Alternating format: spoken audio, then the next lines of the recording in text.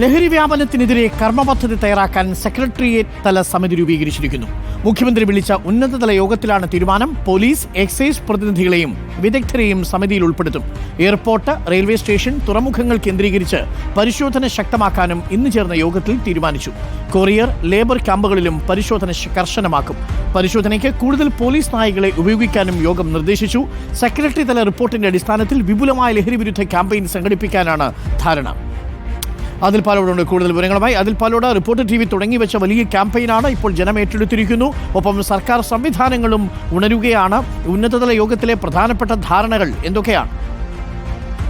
Doctor Arun, സംസ്ഥാനത്ത് ലഹരി ഉപയോഗവും ലഹരി വിൽപ്പനയും വ്യാപകമായ പശ്ചാത്തലത്തിലാണ് മുഖ്യമന്ത്രിയുടെ നേതൃത്വത്തിൽ ഉന്നതതല യോഗം ചേർന്നത്. ലഹരി വ്യാപനം എങ്ങനെയൊക്കെ തടുക്കാൻ കഴിയുമെന്നതായിരുന്നു പ്രധാന ചർച്ച. ഇതിൽ ചില നിർദ്ദേശങ്ങൾ ഉയർന്നു വന്നു. മുഖ്യമന്ത്രി തന്നെ ചില നിർദ്ദേശങ്ങൾ വകുപ്പുകൾക്ക് നൽകുകയും ചെയ്തു. പ്രധാനമായും ഇപ്പോഴുള്ള ലഹരി വിരുദ്ധ ക്യാമ്പയിനുകളൊക്കെ ഒത്തൊരുമിപ്പിച്ച് ഒരു സംയോജനം എന്ന രൂപത്തിൽ വിപുലമായൊരു ക്യാമ്പയിൻ സർക്കാർ തലത്തിൽ സംഘടിപ്പിക്കാനുള്ള തീരുമാനമാണ് ഒന്ന്. മറ്റൊന്ന്, വിവിധ കേന്ദ്രങ്ങൾ അവിടെ പരിശോധനകളും അതിൽ നടപടികളും ശക്തമാക്കാനുള്ള നിർദ്ദേശവും മുഖ്യമന്ത്രി ഇന്ന് നൽകിയിട്ടുണ്ട്. വിപുലമായ ലഹരി വിരുദ്ധ ക്യാമ്പയിനാകും. ഇതിൻ്റെ ആദ്യഘട്ടം എന്ന നിലയിൽ ഒരു കർമ്മ പദ്ധതിയുടെ രൂപരേഖ തയ്യാറാക്കാൻ സെക്രട്ടറി തല സമിതിയെ നിയോഗിച്ചിട്ടുണ്ട്.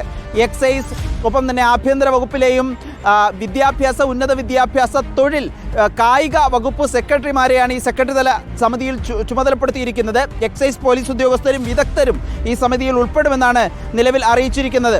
ഏതായാലും കർശനമായ പരിശോധന സംസ്ഥാന വ്യാപകമായി നടത്തും. അതിർത്തി മേഖലകളിൽ പരിശോധന ഉണ്ടാകും. ലേബർ ക്യാമ്പുകളിൽ പരിശോധിക്കും.